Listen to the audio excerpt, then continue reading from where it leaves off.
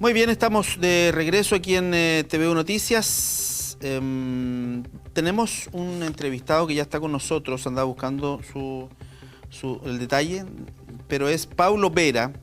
Él es oncólogo del Hospital Regional de Concepción. Don Paulo, ¿está por ahí? Hola, buenas. Buenas tardes, buenos días, Hugo. Gusto en Buenos días saludarle. a todos, televidentes. ¿Cómo está usted? Gusto en saludarle. Bien, excelente. ¿Ustedes cómo están? Bien, queremos hablar de un tema en particular. Mire, aquí tengo el detalle. Paulo Vera lo quiero presentar bien como corresponde. Oncólogo jefe del Centro de Responsabilidad del Cáncer del Hospital Guillermo Grant Benavente, don Paulo Vera. Mire, hace algunos días conocimos en TVU Noticias un trabajo de investigación que hizo la Fundación Foro Nacional del Cáncer. Ellos hacen análisis y estudios, escogieron 7 tipos de cáncer, los más comunes, digamos, no sé si los más comunes o los más graves, ¿ah? Y determinaron que de esos 7 tipos de cáncer, la región del Biobío tenía lamentablemente la más alta mortalidad. Y el estudio hacía hincapié o buscaba, digamos, cuáles podrían ser eventualmente las razones de por qué la región del Biobío encabeza ese listado. No sé si los datos que ustedes manejan ahí en el hospital regional coinciden, a lo mejor no con el dato preciso, que la región del Biobío sea la que más muertes por cáncer tiene, pero sí es una de las que más preocupa, ¿no? Por lo menos. Sí, mira, Hugo, bueno, el cáncer en estos momentos todavía es la segunda causa de mortalidad después de las enfermedades cardiovasculares y probablemente aquí tenemos que corregir quizás las cifras con el tema de COVID. Se pronosticaba, sin tiempo de COVID, que por lo menos en 3-4 años más el cáncer es la principal causa de muerte. Actualmente, el año 2020, murieron más de 28.000 pacientes por cáncer en Chile, ¿ya? Y se pronostica que en 20 años más esa cifra se va a duplicar. Con respecto a la región del Biobío, ya es la primera causa de mortalidad junto con otras regiones más. Entonces, un problema de salud pública no solamente mundial, nacional, sino que también regional.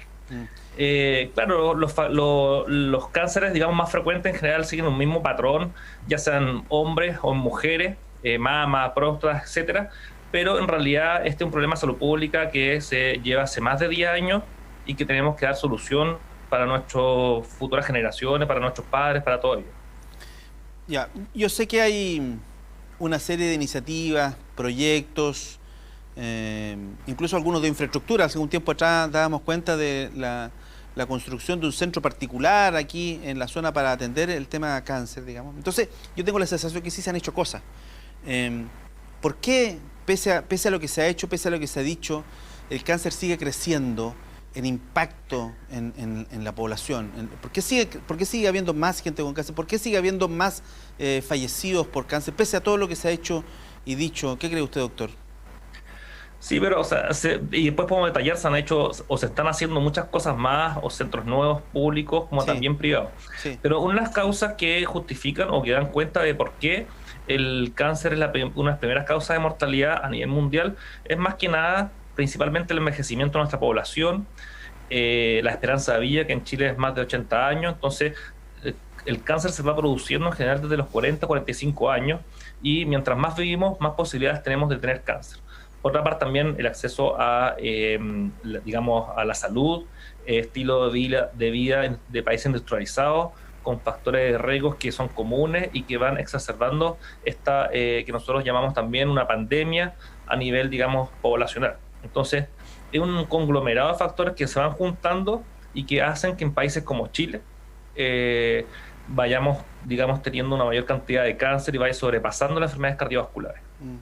Sí, muy interesante, muy interesante. No hay un tema genético nacional específico. También el estudio, es una pregunta que le hago, y también el estudio hacía referencia al tema educacional.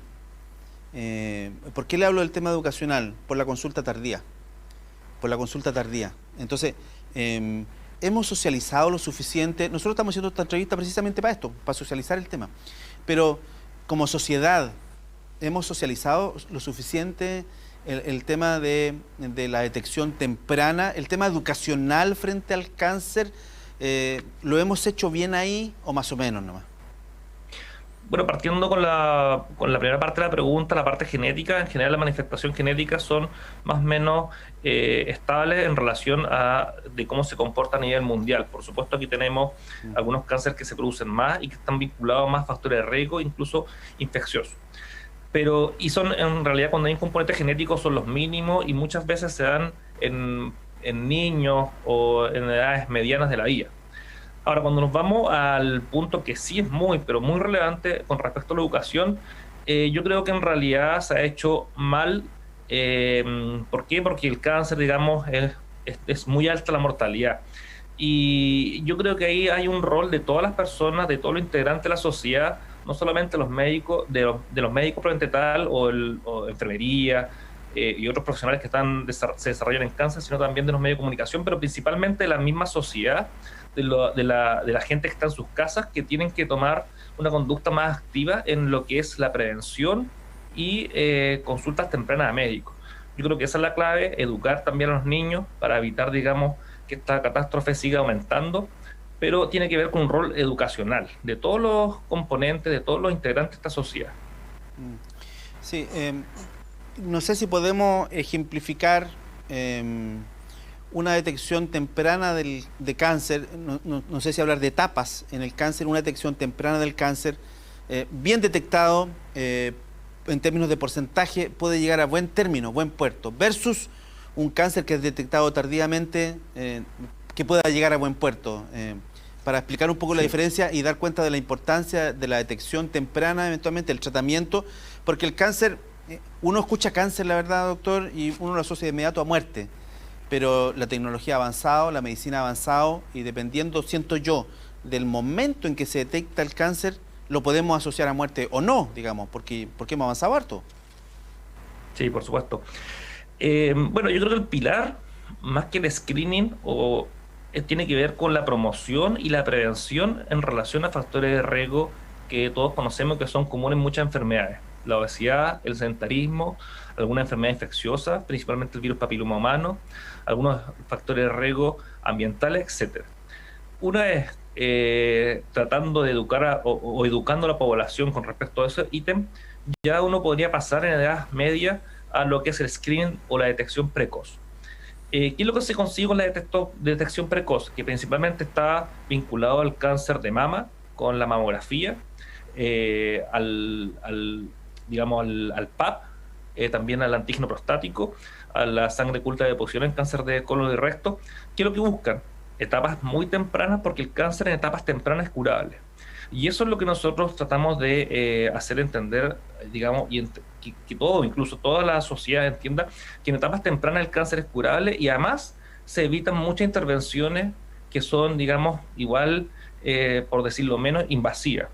Pensemos que el pilar del tratamiento del cáncer es la cirugía, la extirpación de un tumor, pero luego cuando se empieza a hacer un poco más avanzado, la probabilidad de sobrevivir, si bien depende del estadio, podría ser alta y depende del tipo de cáncer, ya uno tiene que incurrir en administrar quimioterapia o radioterapia. Entonces ahí se va complejizando las intervenciones y por lo tanto también va disminuyendo el pronóstico. Pero a grosso modo el cáncer es una enfermedad muy curable y hay que consultar en etapas precoces, como decía, perdón, hacer screening, consultar rápidamente si uno se encuentra algún nódulo en cualquier parte del cuerpo y ir a un especialista para que pueda hacer el diagnóstico. Ahora, claramente cuando una persona está en etapa 4, que es cuando está diseminada la enfermedad, también hay etapas 4 de algunos cánceres que la sobrevida son 6, 9 meses, que es bastante malo, pero también hay algunas enfermedades, por ejemplo, como el cáncer prostático, donde con hormonoterapia un paciente podría sobrevivir 4 o 5 años.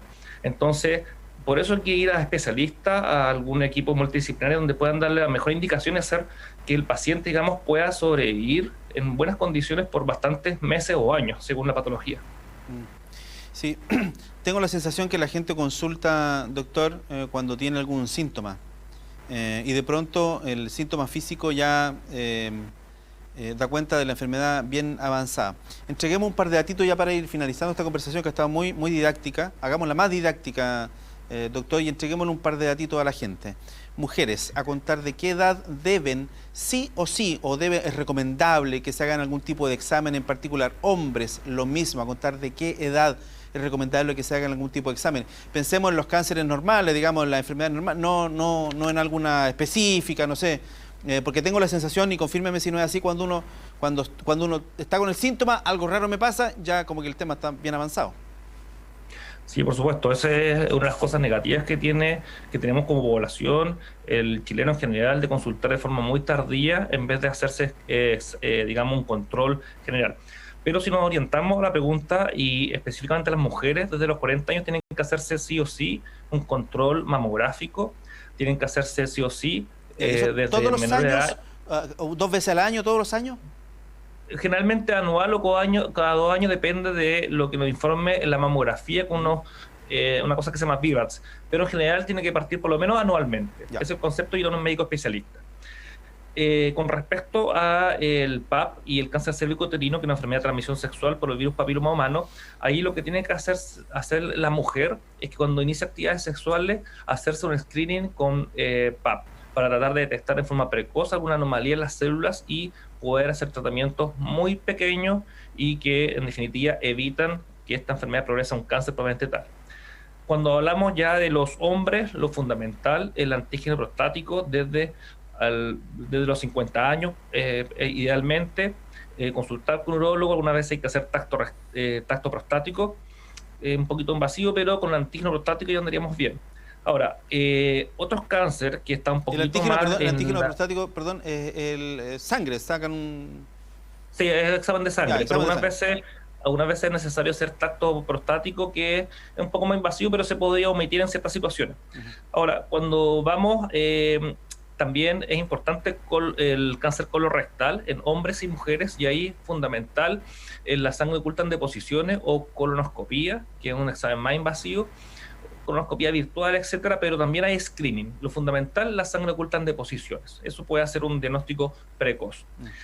También hay algunas líneas grises de screening que tiene que ver con personas fumadores con escáner de baja radiación, donde se pueden encontrar nódulos pequeños, y yo creo que esos serían más que nada todos los cánceres más frecuentes que han demostrado mal screening. Sí, ¿alguno de estos exámenes está cubierto, digamos, para todo y cualquier chileno? No sé, estoy pensando en FONASA, digamos, cubierto públicamente, gratis, o todos estos exámenes hay que pagarlo, qué sé yo, o dependiendo del plan que cada uno tenga. Están cubiertos por el sistema de salud público, son universales. Vale decir, si alguien está en FONASA, digamos, y quiere hacerse alguno de estos exámenes, debería ser gratuito. El tema es que hay que esperar probablemente, pero debería ser gratis. Sí, son accesibles a toda la población, digamos, inscrita en FONASA, y a quien lo requiera como mecanismo de screening. Así que en ese sentido no habría problema, y la gente que está en la parte privada también, que también son parte de nuestra sociedad, también podrían, digamos, acceder a través de su ISAPRE a algunos convenios que tienen. Muy bien, quisimos ahondar un poquito, porque nosotros dimos a conocer la noticia esa, específicamente de que la región del Biobío lidera lamentablemente la tasa de muerte en estos 7 tipos de cánceres del listado que se hizo, que entiendo son los más tradicionales, lamentablemente, y se nos ha confirmado esa información. Y además con Paulo Vera, oncólogo, el jefe de Centro de Responsabilidad del Cáncer del Hospital Guillermo Gran Benavente, profundizamos este tema y entregamos algunos tips al final que me parecen muy interesantes, cumpliendo nuestro rol, doctor, de socializar este tema, de hacer educación, si eso es en el fondo. Muchas gracias, don Paulo, ha sido muy gentil por atender el llamado. Que esté muy bien. Muchas gracias a usted. Hasta Chao. luego. Ahí está el doctor Vera conversando con TV Noticias. Estamos al momento de hacer la pausa comercial. Vamos a la pausa comercial. Le adelanto que tenemos respuesta, entiendo, del Ceremi de Vivienda o